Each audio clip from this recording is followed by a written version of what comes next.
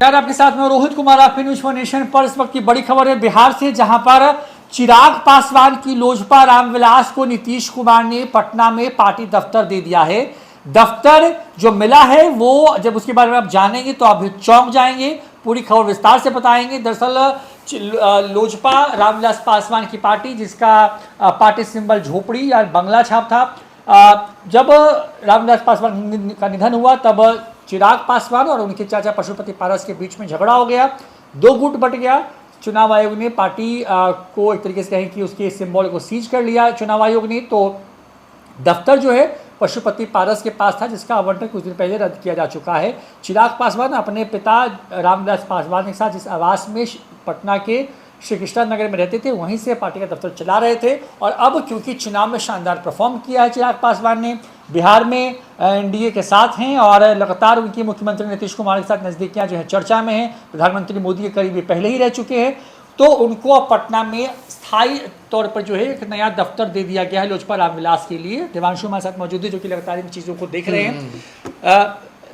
क्या चौंकाने वाली खबर है उसमें, और कौन सा बंगला या कौन सा कह सकते हैं कि जगह अलॉट किया गया है चिराग पासवान को उनके पार्टी दफ्तर के लिए? देखिए, चिराग पासवान के संघर्ष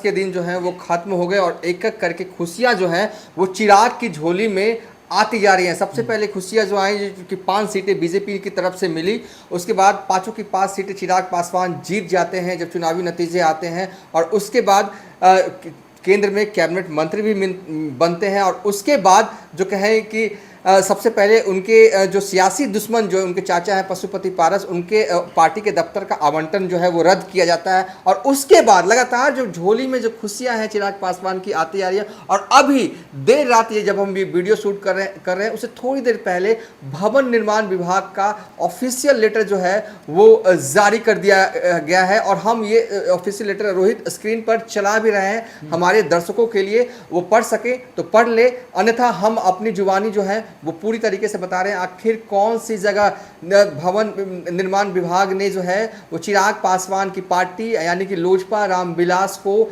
जो है वो पार्टी दफ्तर दिया है। खुशियां मिली, पार्टी दफ्तर मिली, और उससे भी बड़ी खुशी की बात वो पार्टी दफ्तर जो है वो चिराग पासवान को मिल रहा है या कि मिलने जा रहा है, जो कि लेटर के मुताबिक जो पार्टी दफ्तर उनका हुआ करता था यानी कि लोजपा का हुआ करता था, वही पार्टी दफ्तर जो है वो चिराग पासवान को अलॉट हुआ। यानी कि लोजपा रामविलास को जो है वो एयरपोर्ट के पास जो है लोजपा कार्यालय था, जब उनके पिता रामविलास पासवान ने लोजपा बनाई थी उस वक्त सबसे पहले कार्यालय जो आवंटित किया गया था सरकार की तरफ से, बिहार सरकार की तरफ से, वही कार्यालय था।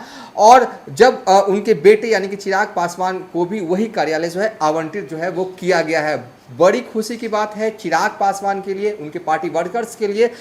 थोड़ा सा हम लेटर का मजमून भी आपको पढ़कर जो है वो सुना देते हैं। देखिए, बीते महीने जो पशुपति पारस की पार्टी का आवंटन था वो रद्द किया गया था, और ये नए सिरे से जो आवंटन जो है वो किया गया है भवन निर्माण विभाग की तरफ से। इसमें जिक्र किया गया है रोहित, देखिए आप ही पढ़े तो। मैं बताता हूँ। देखिए, उसमें है कि प्रदेश अध्यक्ष लोजपा जनशक्ति पार्टी जो है उनको ये चिट्ठी, उनके नाम पर चिट्ठी है, कार्यालय का आदेश है भवन निर्माण विभाग का, और अभी भी आया है ये आदेश।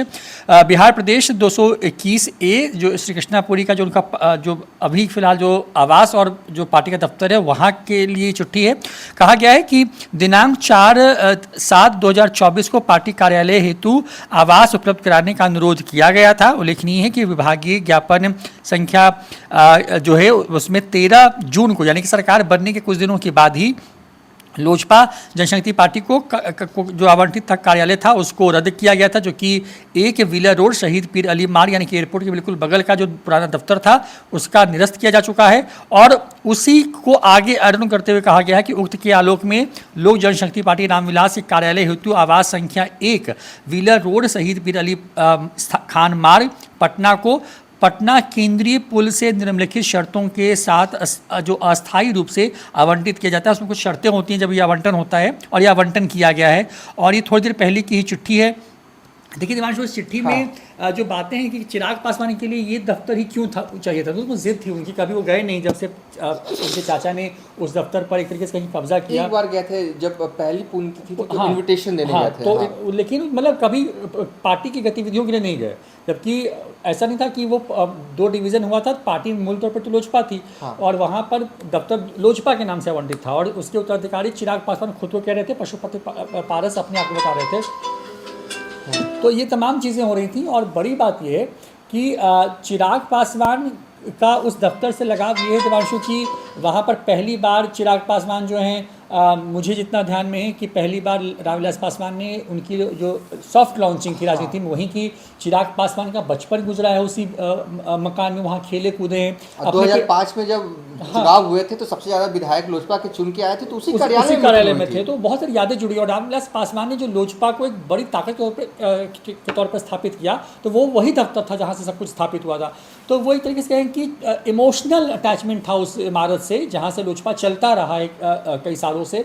और अब एक बार फिर से लोजपा रामविलास, जो कि चिराग पासवान की पार्टी है, उसको दफ्तर लौट किया गया है। चिराग पासवान की व्यक्तिगत यादें हैं वहाँ से, पार्टी की से जुड़ी हुई यादें हैं। बिहारी फर्स्ट की लॉन्चिंग वहाँ से हुई है। रामविलास पासवान के साथ चिराग पासवान वहाँ पे कई सारे प्रेस कॉन्फ्रेंस, जो बिहार में अंतिम प्रेस कॉन्फ्रेंस में से कुछ जो गिनी जाती हैं, उनमें से अंतिम चंद प्रेस कॉन्फ्रेंस भी उसी बिल्डिंग में चिराग पासवान ने की। और लगाव रहा है। देखिए, रामविलास पासवान का पूरा परिवार, उनके भाई जो है, दोनों भाई जो है वहीं से, चिराग के जो भाई हैं प्रिंस, वहीं से, तमाम परिवार के जो लोग हैं वहीं से उन्होंने अपनी राजनीतिक शुरुआत की। और ये सिर्फ एक कार्यालय के तौर पर नहीं देखा जा सकता है, चिराग पासवान के लिए ये इमोशनल क्षण है। हालांकि देखिए, सरकार जब बनी केंद्र में और चिराग पासवान ने शानदार परफॉर्म किया बिहार के अंदर में, तो ये बात निकल के सामने आई कि चिराग पासवान का स्ट्राइक रेट सबसे शानदार था बिहार में। उसके बाद मोदी के करीबी होने का फ़ायदा उनको मिला, उनको एक मंत्रालय मिला। बिहार में भी नीतीश कुमार के साथ उनके संबंध अच्छे हो गए। और बड़ी बात यह है कि ये सब कुछ 1 महीने के अंदर हुआ है। आज एग्जैक्ट 1 महीना हो रहा है। नीतीश कुमार जो है वो चिराग पर पूरी तरीके से मतलब सरकार का गठन और आज 1 महीना हुआ है दिवांशु, एग्जैक्ट। और 1 महीने में चिराग पासवान की झोली के अंदर में कई खुशियां जो है वो दी गई हैं या आई हैं। तो मतलब उनके लिए कह सकते हैं कि उनकी राजनीति का, उनके व्यक्तिगत जीवन का सबसे गुड फेज चल रहा है इस वक्त।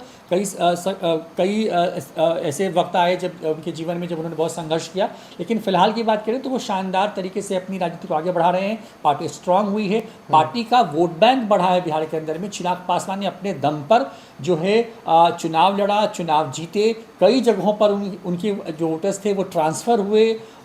हालांकि पशुपति पारस अपने आप को जो है अभी भी एनडीए का हिस्सा बता रहे हैं।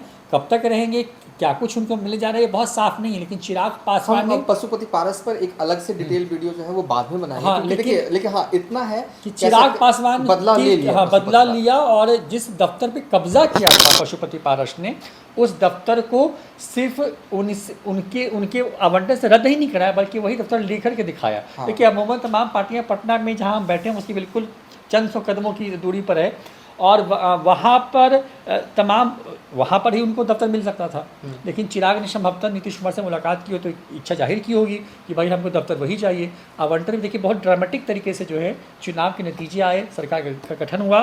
13 जून को चिट्ठी निकलती है आवंटन रद्द करने को लेकर के, और 13 जून के बाद आज की तारीख है 8 जुलाई दिवांशु, और 8 जुलाई को जो है चिराग पासवान को ये दफ्तर जो है दोबारा से अलॉट कर दिया गया। तो बड़ी खुशी की बात होगी चिराग पासवान के लिए, उनके कार्यकर्ताओं के लिए, क्योंकि जो रामविलास को मानने वाले लोग हैं, जो चिराग को अपना नेता मानते हैं, उनके लिए उस दफ्तर से उनका एक लगाव रहा है। और मैंने व्यक्तिगत तौर पर कई कार्यक्रम जो हैं उस दफ्तर के अंदर कवर किए हैं। रामविलास पासवान को यूपीए का हिस्सा देखा है, रामविलास पासवान को एनडीए के नेता के तौर पे देखा है, बड़े कद्दावर मंत्री के तौर पे देखा है। चिराग पासवान की लॉन्चिंग देखी है उसी दफ्तर के अंदर में।